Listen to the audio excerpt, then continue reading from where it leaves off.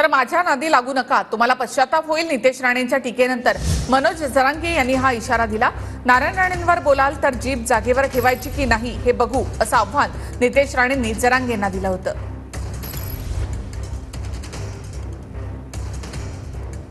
स्वतः राणे साहेबांनी इतिहासामध्ये मराठा आरक्षण देऊन दाखवलेलं आहे. म्हणून आपले जास्त जीभ वळवळू नये. तुला राणे साहेबांवर बोलण्याची अगर तू हिंमत करशील तर आम्हालाही आमच्या पद्धतीने उत्तर द्यायला चांगलं जमतं. पहिलं मागे असलेल्या शिवाजी महाराजांचा पुतळा बाजूला कर, गळ्यातला भगवा बाजूला कर आणि मग हे भाषा वापर ना.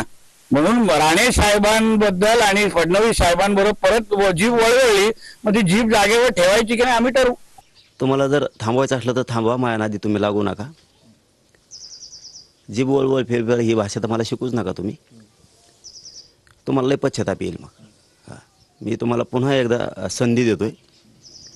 तुम्ही नीट शहाणे व्हा. आणि ते देवेंद्र फडणवीसनी हे सगळं चालवलं आहे. हे त्या राणेंना किंवा त्या पोराला कोणाला दोष देण्यात काय मजा नाही.